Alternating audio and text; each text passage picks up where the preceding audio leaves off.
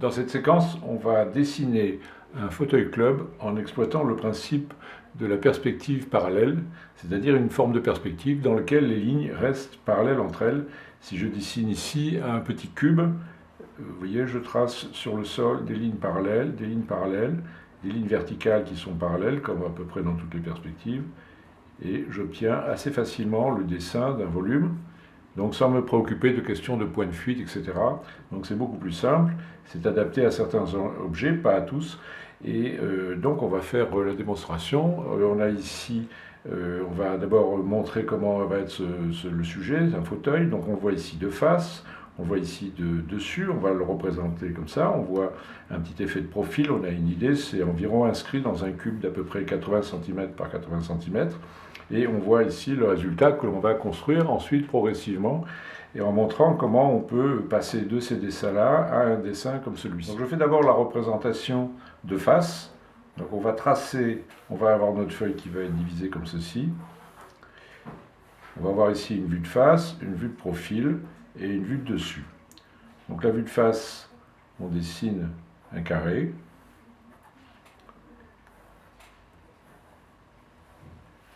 On va pouvoir construire les trois vues simultanément si on veut. Alors bien sûr, tous les fauteuils ne sont pas inscrits dans un cube. Celui-là non plus d'ailleurs, on verra pas complètement. Mais c'est une facilité de construction. Donc je divise ce cube en parties égales, à la fois en élévation, en plan. Donc on voit la correspondance ici dans le plan de ces lignes-là. On peut trouver la correspondance ici sur le côté aussi. Donc vue de face, on va dire que ça s'organise comme ceci. On a deux accoudoirs qui sont comme ça. Un dossier qui apparaît à l'arrière dans un arc de cercle à peu près comme ceci. Et les têtes des accoudoirs qui sont cylindriques, donc qui font apparaître deux cercles comme ça. Et puis un coussin et une base. Donc voilà le schéma avec les pieds qui sont comme ceci. Le schéma du fauteuil vu de face. Vue de profil, ça va donner un effet comme ça.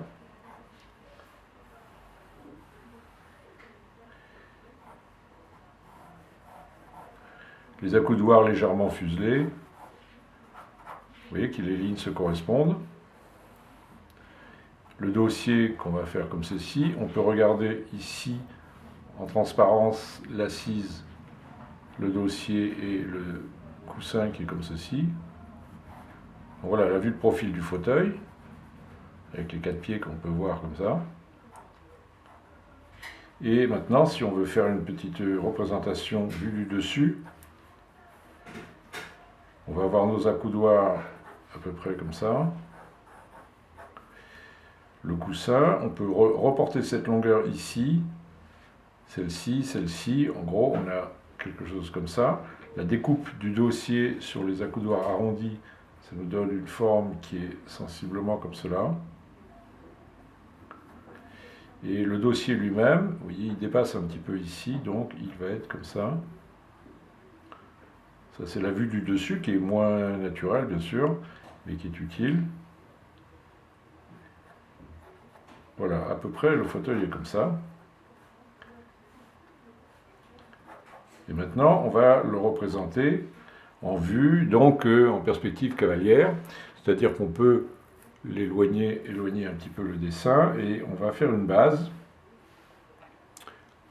qu'on va placer comme ceci. Donc c'est un carré.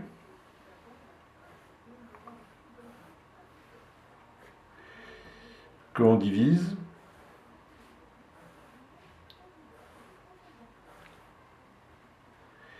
On peut ensuite monter, vous voyez, un certain nombre de lignes verticales.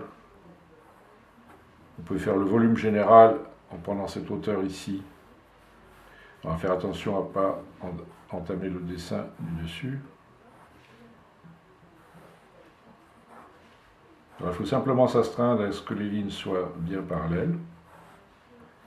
Donc, vous voyez, on a d'abord un premier volume qui n'est pas tout à fait le cube, qui est un peu plus bas, puisque je n'ai pas gardé la partie supérieure, et qui est en fait formé des deux volumes des deux accoudoirs qui font comme deux grosses boîtes parallèles.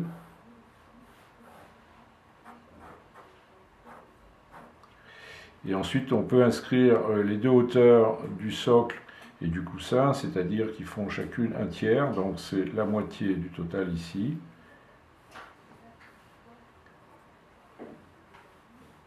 On a une ligne comme ça et le coussin comme ça. Donc le coussin, il part comme ça, et s'il est légèrement incurvé, on peut le dessiner comme ceci. Et on reporte ici cette longueur, alors on peut la mesurer par là, la retrouver, la descendre comme ça. On voit qu'on a bien sûr le dessus du coussin qu'on voit en transparence comme ça. Vous voyez, tout est parallèle, donc c'est assez facile de s'y retrouver. Et ici, ça monte sur le dessus comme cela. Donc ça doit se correspondre comme ça si on l'a bien dessiné. Si c'est orthogonal, c'est comme ça, mais comme on a vu, on va revoir que c'est cylindrique, ça va être un peu différent. Là, on a une petite vue un peu esquissée. Le dossier va être à peu près comme cela. Alors le dossier, c'est un arc de cercle qui apparaît comme une sorte d'ellipse, comme ça, et qu'on retrouve une deuxième fois ici. Donc ça va nous faire une forme à peu près comme ceci. Donc ensuite, il faut faire la forme des accoudoirs. Alors les accoudoirs, on a vu qu'ils se terminent ici par des cercles. Donc ils sont un petit peu plus larges. Devant, ils sont comme ça. Et puis si on les voit sur la perspective où la vue, la partie la plus éloignée est un peu plus large que le devant. Donc ici, en fait, il faut tracer deux carrés. Et il faut faire une ellipse inclinée comme ceci, que je détaille ici pour qu'on voit comment ça se passe.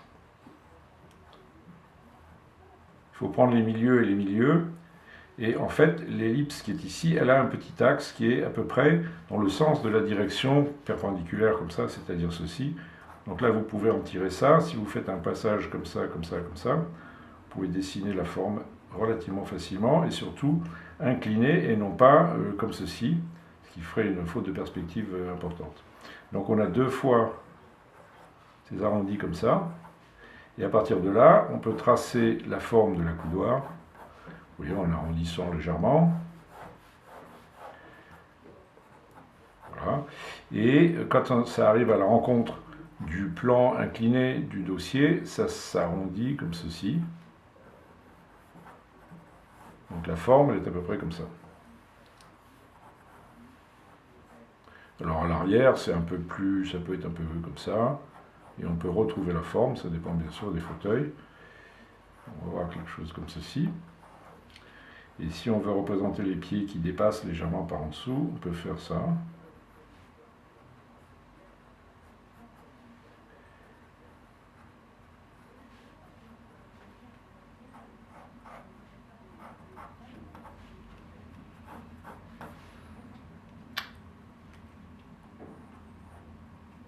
Alors on va donner un peu de visibilité à ce dessin en prenant un feutre pour faire le tracé.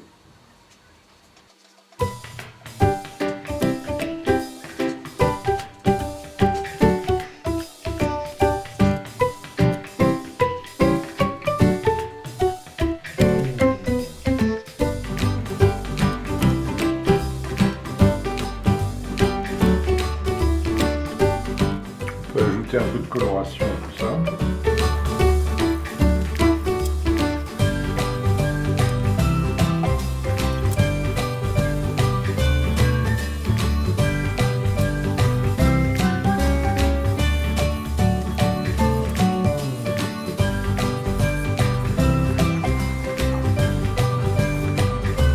Et on voit donc qu'on a une technique, indépendamment de la couleur, dans la perspective parallèle qui est extrêmement pratique pour représenter des objets. Donc encore une fois, vous voyez, on a les lignes qui s'imposent très facilement. Il suffit simplement de respecter les correspondances de hauteur, de largeur, de profondeur, et on peut construire facilement des objets sans s'embarrasser des difficultés de la perspective avec les points de fuite, les profondeurs qui varient, etc.